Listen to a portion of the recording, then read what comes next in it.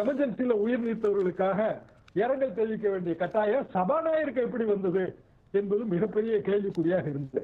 தொடர்ந்து நீங்கள் மைக் அணைப்பிலிருந்து மணிப்பூர் கலவரம் வரைக்கும் பழைய நரேந்திர மோடி தான் என்பது தெளிவாகவே தெரிகிறது.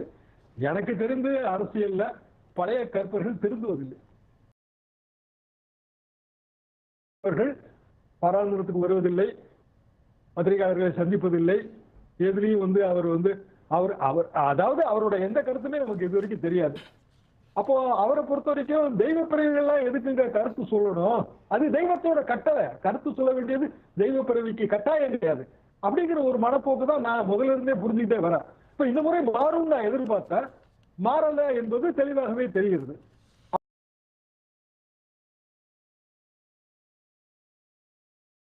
பிற தவறுகளிலிருந்து நாட்டை காப்பாற்றலாம். இப்போ நீங்க சொல்றீங்க கூட்டணி கட்சிகளை அரவணைத்து செல்வாருன்னு. அப்படாதல் கூட்டணி கட்சியில் ஒன்று. அது உத்தரப்பிரதேசத்துல ஓரளவுக்கு ஓட்டு வங்கி உள்ள ஒரு கட்சி. அந்த கட்சியோட தலைவர் அவர் எம்பி, மத்திய மந்திரி. அவர் உத்தரப்பிரதேச கவர்மெண்ட் கடிதம் எழுதுறாரு. நீங்க ஓபிசி, பிசி, எஸ்சி, எஸ்டி காலி இடங்களை நிரப்பவே மறுக்கிறீங்க, அரசு இடங்களை நிரப்ப மறுக்கிறீங்க. நேற்றுக்கு தான் இருக்காரு அந்த அபிஷியல் லெட்டர் கேட்கல. ஏன் மறுக்கிறீங்கன்னா இது போதுமான தகுதி இல்லை, எனவே அந்த மீண்டும் அது வேக்கண்டாவே தொடருதுன்னு சொல்லிட்டு வரீங்க. அப்போ எப்போ ஓபிசி, பிசி, எஸ்சி, எஸ்டிகள்லாம் வேலை தர போறீங்க, கவர்மெண்ட் வேலை, காலியா இருக்கிற வேலைய என்று கூட்டணி கட்சியின் எம்பி, மத்திய மந்திரி, அவர் உத்தரப்பிரதேசத்தை சேர்ந்த அரசியல்வாதி, அவங்க கடிதம் எழுதுறாங்க. அப்ப உத்தரப்பிரதேசத்துல எதனால் தோல்வி ஏற்பட்டதுன்னு இப்ப நமக்கு இன்னும் தெளிவா புரியுது. ஏன் பாரதிய ஜனதா எதிர்பார்த்த இடங்களை பெறவில்லைன்னு நமக்கு தெளிவா தெரியுது. அப்ப இந்த தோல்வியிலிருந்து எங்க பாடம் பெற்று இருக்காங்க? யோகி ஆதித்யநாத் கடிதம் எழுதுறாங்க. பேசலாம் சார். ஆண்டுகள் ஆகிவிட்டது, 50 ஆண்டுகள் ஆகிவிட்டது. அப்போது சிறையில் இருந்த அரசியலமைப்பு சட்டத்தை தூக்கி பிடிக்கிறீங்கன்னா அதுக்குதான் வர்றேன். இப்ப லல்லு பிரசாத் யாதவ் ஒண்ணு இன்னைக்கு சொல்லியிருக்காரு, நான் அப்ப 15 வருஷம் சிறையில் இருந்தேன், என்னை சிறைப்படுத்தினாங்க, ஆனா துன்புறுத்தல. இப்ப எமர்ஜென்சி பத்தி பேசுற பாஜக தலைவர்கள் யாரையுமே நான் 15 மாசம் சிறையில் இருந்தப்ப ஒருத்தரை கூட பார்க்கல அப்படின்னு சொல்றாரு.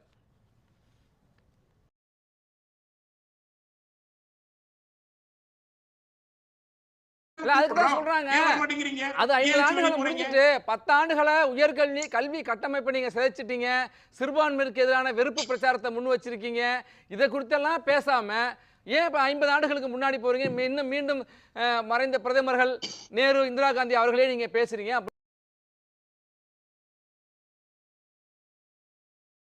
நான் சொல்றேன், பட்டியலிடுற எத்தனை திட்டங்கள் பண்ணிருக்கணும். ஒரு திட்டங்கள் 60 ஆண்டு காலம் காங்கிரஸ் செஞ்சாங்களா? திமுக கூட்டணியில இருந்து அதை அண்ணன் மாணிக்கத்தார் இருக்காரு, என்ன செஞ்சீங்க?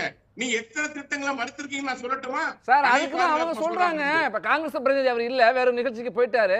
நாங்கள் 60 ஆண்டு காலமாக இந்த நாட்டை கட்டமைத்திருந்த பொதுத்துறை நிறுவனங்களை நீங்க கொடுத்துட்டீங்க, கல்வியை ஒரு மேம்படுத்தி வச்சிருந்தோம், இந்த 10 ஆண்டுகள கல்வியே சிதைச்சிட்டீங்க. இப்ப நீங்க மருத்துவ மாணவர் நீட் தேர்வுகள் என்ன முறைகேடு நடந்திருக்குன்னு சிபிஐ விசாரணை வரைக்கும் போயிட்டு இருக்கு. வினாத்தாள்கள் இவ்வளவு மோசமாக கூவி 5000 இருந்து 40 லட்சம் வரைக்கும் வித்திருக்காங்களே, இதெல்லாம் இந்த 10 ஆண்டு ஆட்சியுடைய சாதனையான்னு கேட்குறாங்க.